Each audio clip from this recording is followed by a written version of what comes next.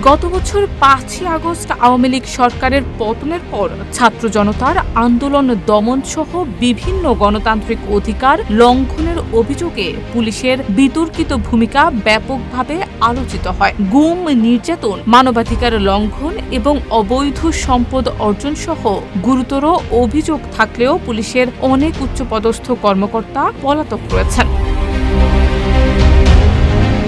Police সদর দপ্তরের তথ্য অনুযায়ী সরকারি পদে থাকা অবস্থায় বিভিন্ন অভিযোগে ৫১ জনকে বাধ্যতামূলক অবসর দেওয়া হয়েছে এবং ৮২ জনকে অফিসার অন স্পেশাল ডিউটি করা হয়েছে। ছাত্র জনতার আন্দোলনে পুলিশের গুলিবর্ষণ, হত্যা ও মানবতা বিরোধী অপরাধের মামলায় এখন পর্যন্ত ৬১ জন পুলিশ সদস্য গ্রেফতার হয়েছেন।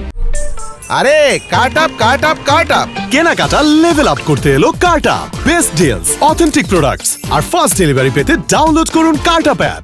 যাদের প্রত্যেককেই সাময়িক বরখাস্ত করা হয়েছে। তবে এইসব মামলার সবচেয়ে বড় চ্যালেঞ্জ হচ্ছে পলাতক অবস্থায় থাকা পুলিশ কর্মকর্তাদের সন্ধান পাওয়া এবং তাদের গ্রেফতার করা। সাবেক অতিরিক্ত আইজিপি হাবিবুর রহমান, সাবেক বিশেষ শাখা প্রধান মনিরুল ইসলাম, ঢাকা মহানগর পুলিশের সাবেক অতিরিক্ত কমিশনার হারুনুর রশিদ এবং বিপ্লব কুমার সরকার সহ বেশ কয়েকজন প্রভাবশালী কর্মকর্তা দেশের বাইরে পালিয়ে গেছেন বা দেশেই গোপনে রয়েছেন।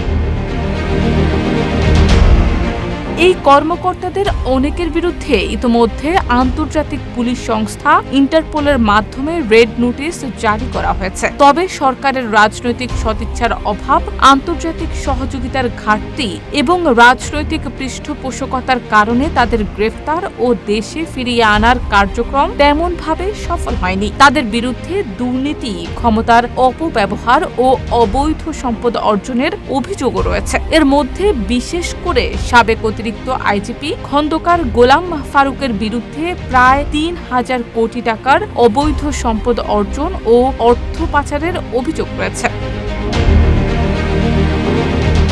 অনুপস্থিত ও বরখাস্ত পুলিশ কর্মকর্তাদের ক্ষেত্রে পুলিশ সদর দপ্তর বিভাগীয় ব্যবস্থা গ্রহণে বদ্ধপরিকর। গত ৩০ জুন পর্যন্ত ১৪ জন পুলিশ কর্মকর্তাকে সরকারি কর্মচারী শৃঙ্খলা বিধিমালা অনুযায়ী বরখাস্ত করা হয়েছে। এছাড়া অফিসিয়াল পাসপোর্ট বাতিল করে তাদের বিদেশে পালানোর পথ বন্ধ করার উদ্যোগ নেওয়া হয়েছে। পুলিশ প্রশাসন বর্তমানে পলাতক কর্মকর্তাদের গ্রেপ্তারে আলাদা বিশেষ টিম গঠন করেছে এবং বেতন বন্ধ সহ বিভাগীয় মামলার মাধ্যমে শাস্তি নিশ্চিত করার চেষ্টা করছে। তবে এসব মামলার পাশাপাশি আইন শৃঙ্খলা বাহিনীর স্বচ্ছতা ও জবাবদিহিতার প্রশ্ন এখনো রয়েছে, যেখানে দুর্নীতি, ক্ষমতার অপব্যবহার ও রাজনৈতিক প্রভাবের কারণে অপরাধী কর্মকর্তারা নিজেদের আইনের আওতায় আনার জন্য লম্বা লড়াই চালিয়ে যাচ্ছে।